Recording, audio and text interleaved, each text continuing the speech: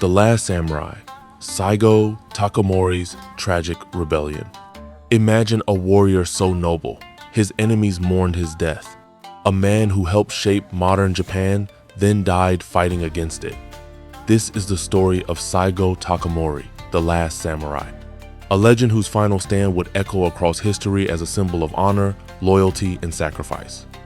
Born in 1828 in the Satsuma domain of southern Japan, Saigō Takamori grew up in a time of samurai pride and strict feudal tradition.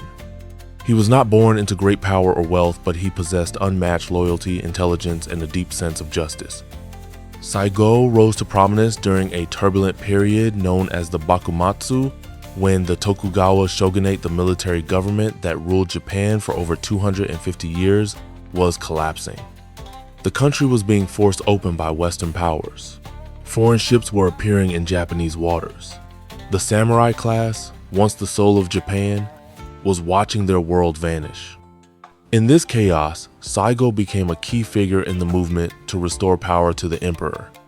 He allied with other influential leaders, including Kido Takayoshi and Kubo Toshimichi, to overthrow the shogunate and usher in the Meiji Restoration, a new era of modernization and national unity. He wasn't just a fighter, he was a philosopher, deeply influenced by Confucian and Buddhist ideals. He believed in ruling with virtue, and many considered him the moral backbone of the Meiji government. But victory came at a cost. After the Meiji Restoration succeeded, Japan rapidly embraced Western ideas, railways, industry, a national army. The new government banned the wearing of swords, stripped samurai of their stipends, and even replaced the ancient top-knot hairstyle with Western cuts. Samurai culture was dissolving. For Saigo, this wasn't progress, it was betrayal. The samurai weren't just a class. They were the heart of Japan, guardians of honor and tradition. While many of his former allies adapted to the new order, Saigo grew increasingly disillusioned. He withdrew from Tokyo and returned to Satsuma, where he opened a military academy to train young men in the old ways. Thousands came not just for the swordsmanship, but to learn from the last samurai himself. His academy became a symbol of resistance, and the government began to see it as a threat. Then in 1877, tensions boiled over. A minor confrontation between students and government officials sparked full-blown conflict. Saigo, reluctantly, took up arms. He hadn't planned for war, but he would not abandon his men. Thus began the Satsuma Rebellion, the final stand of the samurai.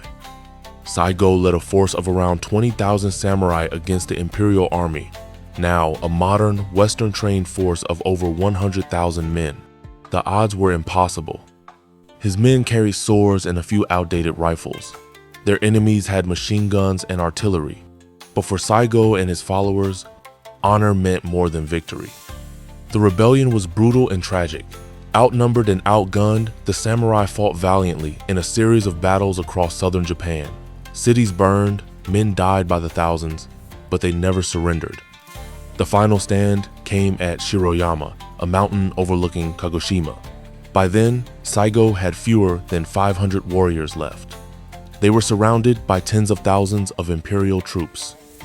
On the night of the 24th of September, 1877, he gave his final orders. At dawn, they charged not for survival, but for legacy. Saigo was wounded early in the battle.